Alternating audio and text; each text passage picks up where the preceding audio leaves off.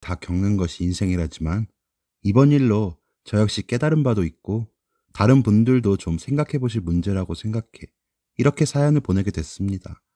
제가 사는 지역에서 더 그런 일들이 많이 일어나고 제가 유난스럽게 받아들이는 건지 모르겠습니다만 진짜 우리 이러진 말아요 하는 마음으로 이야기를 시작해 보겠습니다. 저는 흔히 말하는 강남 토박이입니다. 요즘 말로 수저 자랑을 좀 해보자면 금수저와 은수저의 중간쯤이라고 생각합니다. 할아버지께서 물려주신 재산으로 아버지께서 오랫동안 사업을 잘 운영해 오셨고 그 덕에 부족한 것 없이 누릴 것 누리며 잘 자랐습니다. 한국에서 대학도 나쁘지 않았으나 유학도 다녀오고 여행도 많이 다니며 20대 후반까지 보냈습니다. 좀 재수 없을 수도 있지만 부모님께서 재벌까지는 아니시지만 제가 꼭 경제 활동을 하고 사회적인 성공을 반드시 해야 하는 동기도 적기도 했기에 가능했던 일이기도 했죠. 부모님께서도 굳이 제가 회사 들어가고 남의 밑에서 일하며 힘들어하는 것보다 작게라도 제가 진짜 하고 싶은 일을 찾기를 바라시기도 했습니다. 그래서 유학생활과 함께 시작한 방랑 생활을 마무리하고 정착해야겠다 느껴졌을 때 작은 플라워샵과 카페를 부모님 건물에 나란히 붙여서 차리고 제 능력껏 지금까지 운영 중에 있습니다. 제가 이런 삶을 살 수 있다는 것 자체가 진짜 복받았다고 생각합니다. 그런 점에서 굉장히 감사하며 사치스럽게는 살지 않겠다고 결심하기도 했습니다. 이런 생각은 여러 나라들을 여행하면서 다양한 사람들을 만나며 굳어지기도 했지만 조부모님께서도 그러셨고 부모님도 그렇고 어릴 적부터 세뇌하듯이 교육하신 덕도 있습니다. 사람 위에 사람 없다. 네가 운 좋게 좀 가진 부모 밑에서 태어나 호강하고 산다고 가지지 못하신 분들 내려다보고 무시하고 그렇다면 지원 일체 끊을 테니 행동거지 조심해라. 어려운 사람들이 힘들어할 때 바르게 나누는 건 얼마든지 해라. 하지만 엉뚱한 데다 낭비하는 건 안 된다. 라고 수없이 듣고 보고 자라다 보니 당연히 갑질이란 건 생각도 못했습니다. 저희 친정집에서 일하시던 여사님들도 사정상 일 그만두실 때 저희 엄마랑 함께 손 꼭 부여잡고 우시면서 감사하다고 서로 하시는 모습 보면서 저도 그렇게 하는 게 당연하다고 잘하기도 했습니다. 그러다 보니 대학을 함께 다닌 친구들은 제가 그렇게 형편이 좋은지 모르는 친구들도 많았습니다.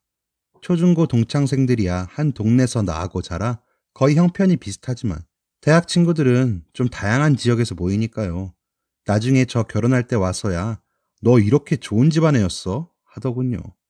남편도 저와 비슷한 사람이었습니다.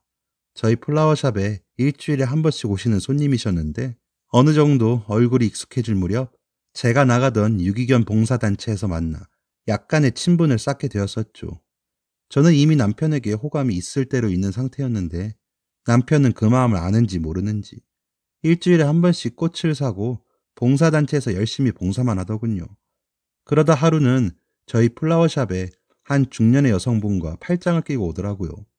저희 엄마께서도 도시락 주신다고 와 계셨는데 그 중년의 여성분과 두 분이 반갑게 인사하시더라고요. 저희 엄마가 여기가 저희 딸이 하는 가게예요. 자주 오세요. 라고 묻자 그 여성분이 저희 아들이 제가 꽃 좋아한다고 일주일에 한 번씩 사다 주는데 오늘은 데이트도 할 겸 나왔다가 같이 왔어요. 같이 봉사도 한다던데 인연이 깊네요. 이러시더라고요. 그렇게 인사와 함께 꽃을 사가시고 나서 엄마에게 물었습니다. 엄마, 어떻게 하는 분이세요?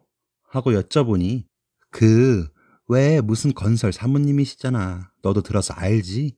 전해외 분들이 얼마나 인품이 훌륭하신지. 아들 중심 좀 넣겠다는 집들이 많다더라. 진짜 소문대로 인물도 좋고 착하네. 너 저 집 아들이랑 잘 지내. 혹시 아니? 라고 하시더라고요. 지방 쪽 주택들은 그 회사가 다 짓는다는 우스갯소리가 날 정도로 유복하고 훌륭한 집안이라고 소문이 났었는데도 옷차림이나 꾸밈새가 단정하지만 검소했고 주변 사람들에게 겸손한 모습을 이미 알고 있던 터라 저는 그 남자가 더 좋아졌습니다. 그래서 그날 저녁 바로 차 한잔 하자고 연락해서 만났습니다.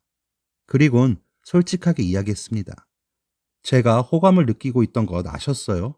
그러자 남자가 굉장히 크게 웃더군요. 그러더니 오늘 제가 어머님 모시고 거길 왜 간 것 같아요? 라고 되묻더군요. 좀 당황하며 아무 말 못하고 있자 남자는 저도 호감을 느끼고 있어서 어머님 모시고 간 거예요. 미리 아무 말도 없이 그래서 미안하긴 합니다. 아무래도 제가 부모님과 함께 일도 하고 있고 하니까 감출래야 감출 수가 없어서 일이 그렇게 됐네요. 사과할게요. 라더군요. 그래서 저는 아니요. 그럼 우리 좀 만나볼까요? 라고 대답해 버렸습니다. 남자는 제가 먼저 말하려고 했는데 성격이 급하시네요. 급한 김에 우리 결혼할까요?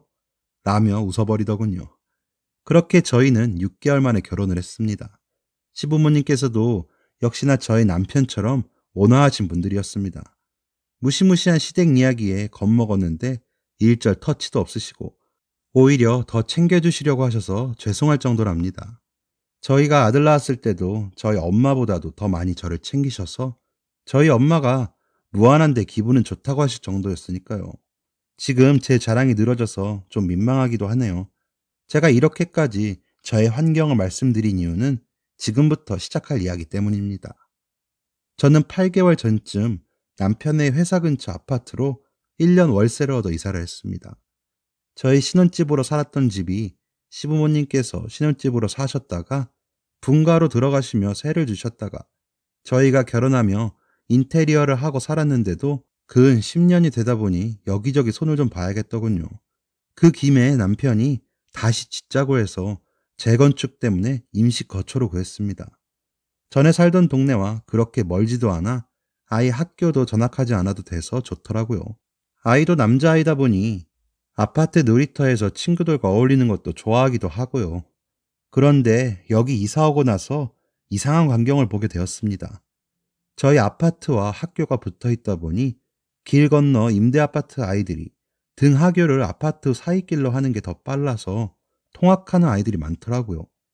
그도 그럴 것이 안 그러면 아파트 주변 길을 돌아서 학교와 버스 정류장을 가야 하는데 그러면 아이들 걸음으로는 20분을 더 걷게 되거든요. 그런데 그걸 못 다니게 하자고 현수막이 붙어 있고 놀이터에서 노는 아이들 중에 임대 아파트에서 사는 아이들 같으면 너희 아파트에 가서 놀라고 화를 내면서 내쫓기도 하고 말이죠. 이사 후 소통을 위해 입주민 카톡방에 가입하라고 해서 들어가 봤더니 임대 아파트 사람들이 다녀서 아파트 수준이 떨어진다는 의견과 임대 아파트 아이들이 놀이터에서 함께 노는 모습이 꼴 보기 싫다라는 의견과 우리 애들이 이상한 거 배울까봐 걱정이라며 임대 아파트 사람들을 매도하더군요. 부녀회라는 곳에서 그런 대화들을 주도하더니 한 분이 이제 제가 나가서 철저하게 단돌이 할 테니 걱정 마시고 다들 임대 것들 퇴치해봐요 하더군요. 제 눈을 의심할 정도였어요. 이렇게 몰상식한 사람들과 이웃이라니 불쾌했습니다. 그런데 저는 1년만 살 건데 괜히 튀지 말자 생각해 별 말을 할 수 없었고 잘 피해 다니자라고 생각했습니다. 다음 날 하교 후에 집으로 향하는데 아이가 미끄럼틀 한 번만 타고 싶다고 해서 얼른 들어가기로 약속하고 잠깐 들렸습니다. 전에 놀이터에서 만나 함께 놀던 아이와 만나 인사를 하고 있더군요. 그런데 한 아주머니가 그 애에게 다가와 너 여기 안 살지? 너희 아파트 가서 놀아. 야, 너도 얼른 가. 라며 아이들을 향해 악을 고래고래 지르더군요. 그 광경을 보고 놀란 저희 아들이 울먹거리며 저에게 달려왔습니다. 엄마, 나 친구들하고 못 놀아요? 하면서요. 이제 초등학교 2학년인 우리 아이에게 교육적으로 너무 좋지 않기도 하고 상처받을 그 아이들 마음이 걱정됐습니다. 그래서 아이에게 저 아주머니가 잘못 생각하고 잘못된 행동을 하시는 것 같아. 놀이터에서는 누구나 함께 놀 수 있어. 걱정하지 마. 라고 대답한 뒤에 방금 아이와 어울리던 그 친구에게 다가가 여기 말고 우리 집 가서 놀래? 괜찮아. 엄마께 연락드리고 가자. 엄마 번호 좀 알려줄래? 하고 물었습니다. 그러자 그 아이는 잔뜩 웅크린 채로 고개만 끄덕이더니 엄마 번호를 눌러주더라고요. 아이 엄마에게는 우리가 이사 온 지가 얼마 안 됐는데 아이들이 놀이터에서 만나 너무 잘 어울려서 집으로 데리고 가서 놀게 해도 되겠냐며 집 호수를 알려주고 가능한 시간을 여쭤보니 6시가 퇴근인데 도착하면 7시 정도 될 것 같다고 너무 고맙다고 하시더군요. 그렇게 그 아이를 데리고 집으로 올라가 함께 간식도 먹고 함께 놀이하는 모습을 보니 좋았습니다. 7시가 되자 벨이 울려 나가보니 수수하지만 미모의 여성분께서 서 계시더군요. 경황이 없어 잘 챙겨오지도 못했다며 아파트 상가에서 떡을 좀 샀는데 괜찮으실지 모르겠다고 너무 정중하게 감사 표시를 하시면서 저희 민호 말썽은 안 부렸나요? 정말 감사합니다. 오늘 방과 후 교실이 없는 날이라 걱정을 하고 있었는데 초면에 이렇게 신세를 지네요. 너무 감사하고 죄송합니다. 라며 어쩔 줄을 모르시더라고요. 그래서 민호가 예의도 바르고 너무 착하더라고요. 놀이터에서 몇 번 마주쳤었는데 저희 아이와도 잘 어울려주고요. 제가 감사하죠. 저희 아이가 학교가 이쪽이 아니라 친구가 없는데 놀아줘서요. 라고 답했더니 민호가 쪼르르 자기 엄마에게 오늘 놀이터에서 무서운 아줌마가 막 소리 지르면서 나가라고 했는데 이 아줌마가 절 구해주셨어요. 눈물이 나서 아빠가 너무 보고 싶었는데 아줌마가 절 데리고 와주셔서 안 울었어요. 하더군요. 그러더니 민호 엄마가 민호를 끌어안고 잘 참아줘서 고마워. 아빠가 하늘나라에서 보시고 너무 기특하게 생각하시겠다. 이제 우리 집으로 갈까? 가방 챙겨올래? 하며 아이를 들여보내고 눈에 눈물이 그렁그렁해 웃으시더라고요. 그러면서 실은 저희 아이 아빠가 3년 전쯤에 뺑소니 사고로 하늘나라에 먼저 갔거든요. 그래서 제가 일을 시작하면서 아이가 혼자인 시간이 많아 걱정했는데 너무 감사합니다. 하시기에 그럼 저희 아이랑 같이 놀게 할 테니 걱정 마세요. 저희 아이도 혼자 노는 것보다는 친구랑 노는 게 더 신나죠. 했습니다. 그랬더니 어휴 그렇게 신세를 질 수는 없죠. 아무리 제가 급해도 그렇게 민폐를 끼칠 수 없어요.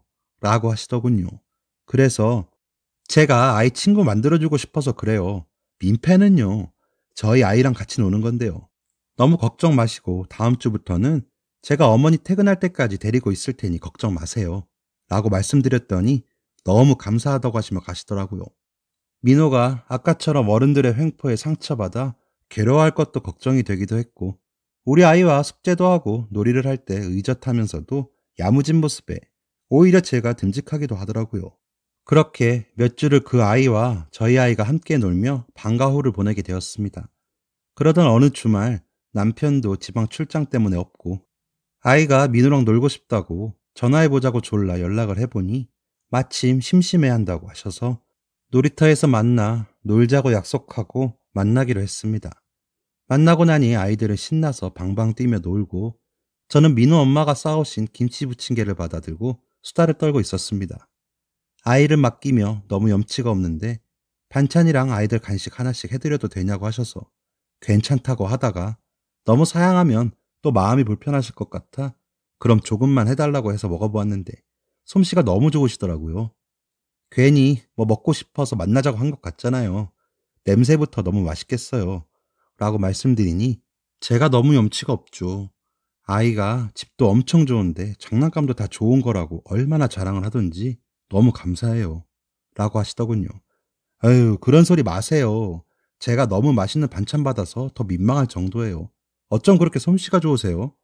라며 이야기꽃을 한창 피우고 있는데 그 부녀에 그 여자분이 다가오시더니 민호에게 다가가 얘, 너 이 아파트 사는 애 아니지?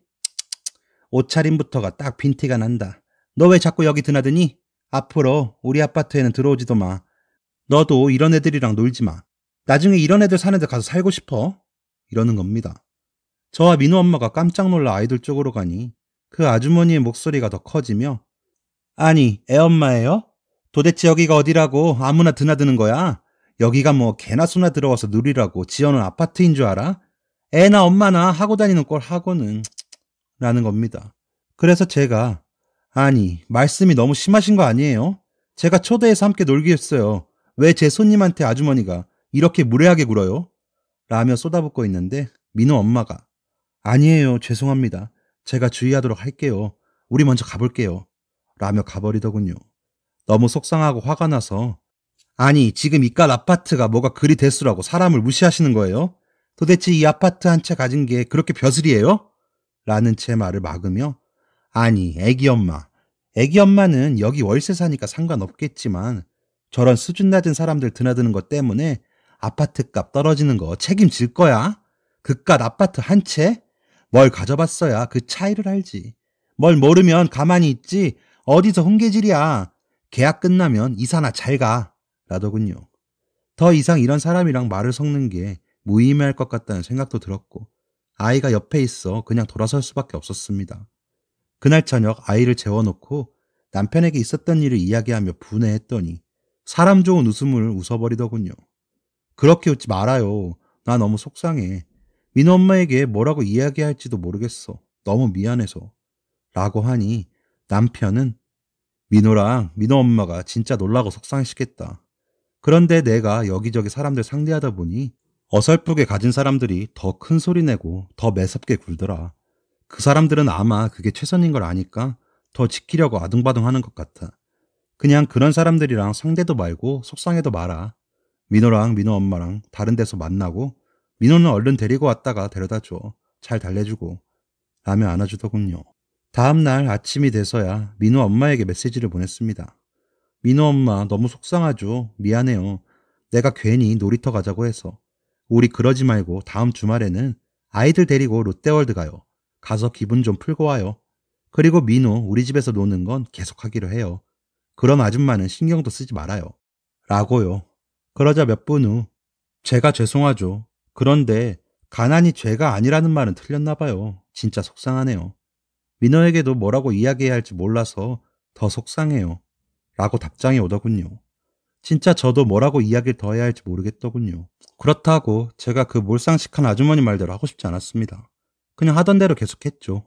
민호와 민호 엄마, 우리 아이 이렇게 모여서 롯데월드도 가고 박물관도 가는 주말들을 보내고 평일에는 민호는 계속 저희 집에서 방과 후 시간을 보냈습니다.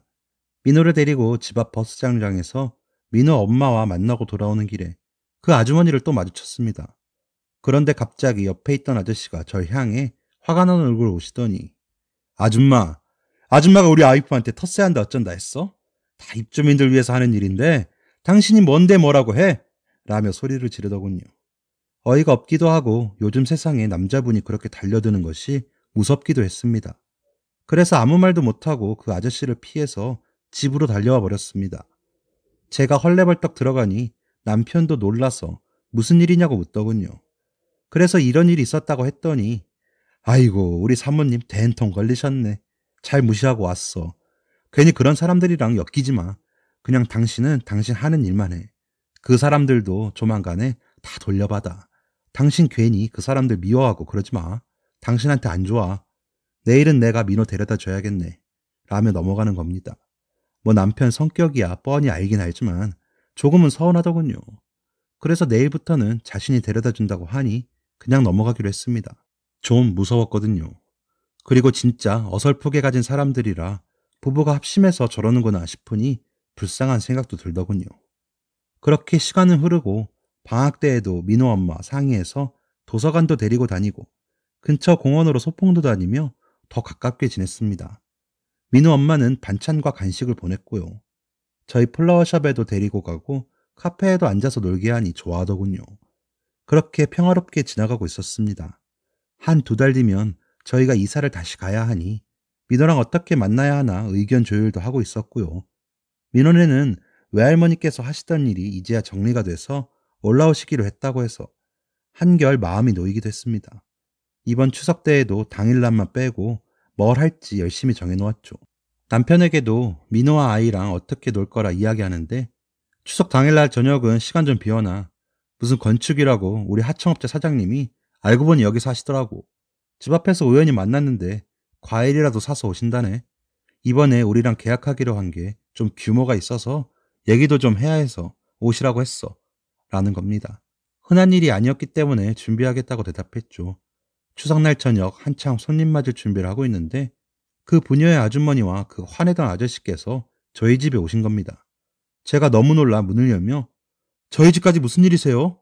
라고 하니 뒤따라 나오던 남편이 아는 사이야? 어떻게? 라고 묻는데 저는 대답할 필요도 없었습니다. 그 아주머니가 아니 무슨 건설 부사장님 만나러 간다더니 월세 사는 여자 집이야?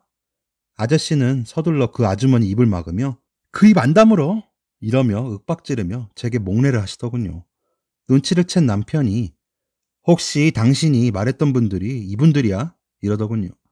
그래서 제가 고개를 끄덕이며 집 안으로 돌아서자 남편은 어휴 제가 사람들을 잘못 봤네요. 사장님 좋으신 분이라고 생각해서 그동안 거래했던 건데 일단은 집으로 돌아가시죠. 제가 나중에 다시 연락드리겠습니다. 라며 그분들을 내보냈습니다. 그리고 연휴가 끝나자마자 그분들하고 계약은 없던 일로 하자고 통보했다고 하더라고요. 남편이 일하면서 가장 중요한 게 마음가짐이라고 생각하는데 그런 분들이라면 함께 할 수 없다고 했답니다. 그랬더니 저희 집 앞으로 찾아와 무릎을 꿇고서는 사모님, 저희가 못 알아뵙고 신뢰를 범했습니다. 경솔했죠. 그런데 저희 일만큼은 성실히 합니다. 부사장님이 아시잖아요. 이번에 이 계약 못 따면 저희 망합니다. 제발 저희 좀 살려주세요. 라며 두 부부가 울고불고 하시더군요. 그러자 저희 남편은 일어나세요, 사장님. 사장님 성실하신 거 저도 잘 알죠. 그런데 그렇게 앞뒤가 다르시면 제가 가진 그동안의 신뢰가 무너지죠. 그리고 제 앞에서 다르게 갑질하시고 그러시면 언제든지 이렇게 돌려받으시는 겁니다. 아파트값 중요하죠. 그래도 그게 자라나는 아이들보다 중요합니까? 저희 아이가 친구랑 놀면서 아파트 때문에 눈치 보고 놀아야 하나요? 사람 자존심보다 중요합니까? 저한테 이렇게 갑질당해 보시니까 어떠세요? 라며 두 부부에게 채근을 하더군요. 죄송합니다. 잘못했습니다. 이제 다시는 그런 일 없을 겁니다. 라는 아저씨와 고개를 숙이고 눈물만 흘리는 아주머니를 보자니 또 마음이 안쓰럽기도 했습니다. 하지만 그분들이 진짜로 사과해야 할 사람은 민호 엄마와 민호라는 생각을 하고 있는데 남편이 민호 엄마에게 오시라고 전화 좀 해달라고 하더군요. 그래서 민호 엄마에게 전화를 해 지금 좀 우리 집 앞으로 와줄래요? 내가 좀 할 말이 있어서 라고 했더니 10분도 걸리지 않아 아이와 함께 왔더라고요. 눈앞의 광경을 보고 어리둥절해하며 놀란 민호 엄마에게 아주머니께서 먼저 손을 잡고 눈물을 흘리시며 아기 엄마, 내가 너무 미안해요. 내가 나이만 먹었지 세상을 허투루 살았나 봐. 너무 미안해. 내가 다시는 안 그럴게. 아줌마가 무섭게 해서 너무 미안해. 진짜 너무 부끄럽다. 며 민호에게도 사과를 하셨습니다. 그 모습이 가식 같아 보이진 않았어요. 민호 엄마도 함께 울기만 하길래 제가 손을 잡아줬습니다. 그러자 저희 남편이 진심이신 것 같아 보여 다행이네요. 일단 저희도 좀 생각할 시간을 주세요. 이미 다른 업체 선정하고 있긴 한데 다시 회의해 보겠습니다. 돌아가세요. 라며 두 부부를 돌려보냈습니다. 민호 엄마에게는 제가 자초지종을 다 이야기해줬고요. 그리고 며칠 뒤 제가 다시 저희 집으로 그 부녀의 아주머니와 민호 엄마를 초대해서 자리를 마련했습니다. 아주머니는 내가 너무 미안하게 생각해.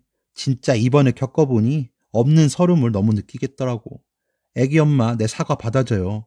라며 다시 사과하시더군요. 민호 엄마도 너무 서럽고 속상하지만 이렇게 사과하시니 저도 잊어볼게요. 라며 웃더군요. 그 후로는 놀이터에서 만나면 아주머니는 아이들에게 물도 주시고 민호 외할머니께도 잘해주시더라고요. 그래서 저도 마음 편히 이사 준비를 하고 있습니다. 물론 그 아주머니를 제외한 톡방의 분위기는 아직도 살벌합니다. 하지만 점차 바뀌길 바라는 건 제 욕심일까요? 긴 사연 들어주셔서 감사합니다. 지금까지 사연 들어주셔서 감사합니다. 사연이 재밌으셨다면 구독과 좋아요를 눌러주세요. 감사합니다. 안녕히 계세요.